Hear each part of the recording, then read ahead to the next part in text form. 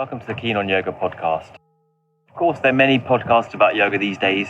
We don't want to just be another podcast talking about yoga postures, the struggles of attaining a certain perfection in a handstand, etc., etc. We want to give the idea of yoga as a lifestyle. How does yoga spread off the mat, and what does that really look like for the individuals? I mean, it said many things about yoga in the traditional yoga scriptures. It's towards steadiness, it's an equanimity, it's a devotion even. What does that really mean for the individual in their daily life? The idea of these interviews is for inspiration, is to offer different reference points and perspectives. We're hoping to enliven your mind, to give you a sense of personal inquiry. No one is offering answers, but in the discussion, we get a sense of people behind the words they say, behind the ideas they convey, in an attitude towards life, in an attitude towards yoga that's spread much further than the literal material postures, mats, etc. And lift yoga out of that narrow perspective into the all of life.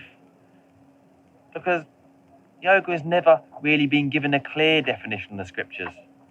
Sometimes it's called the end of suffering, sometimes a sense of balance, sometimes the end of pain, etc., etc. But it's never really given a clear fleshing out in the modern day.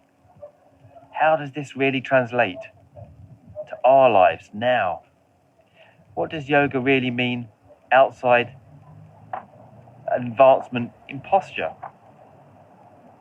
And how do we keep up a practice when we feel dispirited and feel a sense of doubt and questions coming in, the routine becoming more challenging? What then? I view these interviewees as a kind of many-sided crystal or prism, all offering reflections of one truth we're always circling around individually. It's said about yoga, it should be practiced over a long time. Durga, in Kala, over a consistency, and Narantaya, an attitude, a right attitude. This is what Patanjali says in the Yoga Sutras, but this right attitude, what the hell does that mean? So I assume that all these practitioners, having done yoga for so many years and maintained a practice, they can offer us something as to this right attitude. They can convey a spirit of the practice and help us on our journey. Give us a kind of energetic sense of where we're going. As Krishna says in the Bhagavad Gita, wherever faith you have, Arjuna, you are. So that attitude that we hold life in, the attitude we hold our yoga in, that affects how life actually is. So it makes a huge difference, the way we look at life and the perspectives we hold. And the only way to open up perspective is to consider lots of other people's perspectives with an open mind, with a suspended mind, the lack of a need to judge or conclude who's right or wrong, just tolerating all attitudes and then settling into a felt sense of that in the middle for ourselves, subjectively. Because everywhere in the yoga path, in the yoga scriptures, and even through the modern yoga teachings, we're told to trust in ourselves. But then how does that look when so much information is being offered? But really, yoga is the path of self-trust, conviction, consistency, confidence. And I hope in these interviews, you're going to gain a sense of that through listening to all these different journeys, paths, ways of approaching life, and their own struggles with obstacles, what they do to overcome difficulties, and the difficulties they have had. Because usually, quite often at least, it feels like it's just us that have difficulties. And that those yoga teachers, these people that are deemed successful in the public eye, have never had those struggles, the doubts, the difficulties that we have. So, if we're looking further at what this means, we have to consider the method a little bit. And the method is yoga, but yoga in the broadest sense. We won't just be interviewing yogis in a hatha yoga way, in a postural way. We'll be also interviewing those involved in Ayurveda, in permaculture, in all different walks of life that you could be called the wish towards awareness. Because that is really at the heart of yoga this wish towards a better knowledge of life, and in a better knowledge of life, a contentment to life.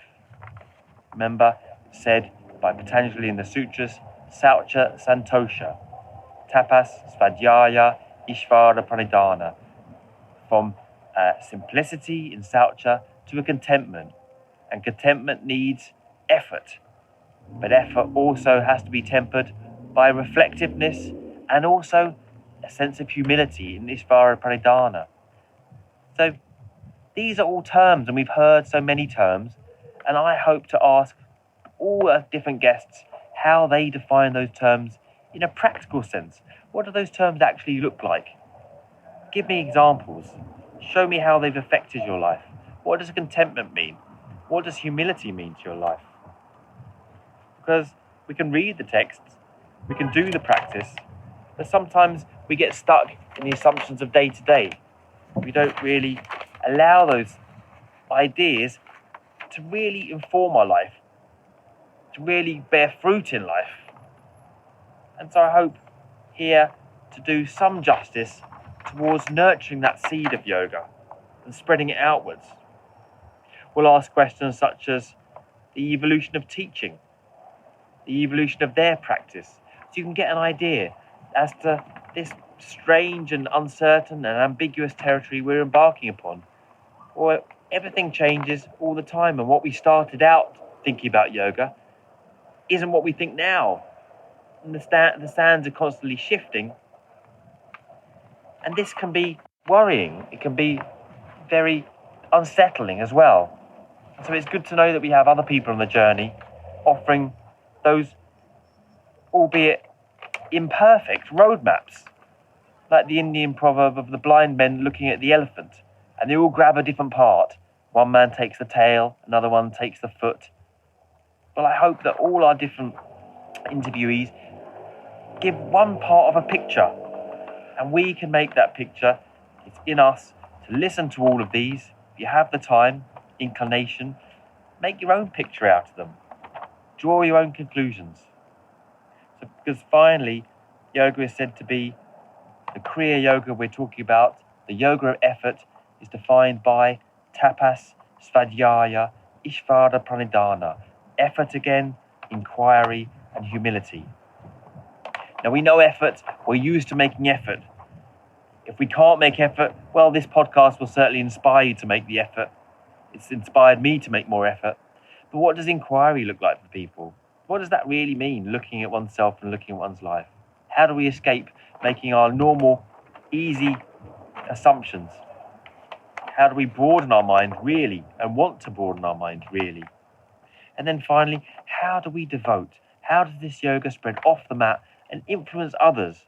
How do we make it something more than just a narcissistic self-indulgence, and spread it outwards to be of help, to be of effect, to include and relate us in the world, to make it not something that we just do, but something that we embody, something we are, something that which gives out onto life rather than something that just becomes the center of life.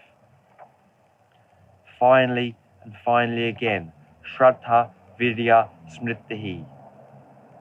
Another conclusion as to the yoga in the Yoga Sutras. Yoga is about faith, it's about effort, it's about memory. And I want to know what these things mean to the modern practitioner of the yoga path in its broadest sense.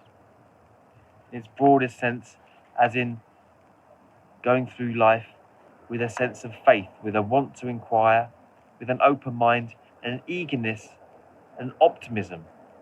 And all these participants, everyone that's been kind enough to offer me an interview, shares this sense of openness, optimism, keep wishing to inquire. They've all said that they're students still, whatever the discipline that they've got, whether yoga or other, they want to learn.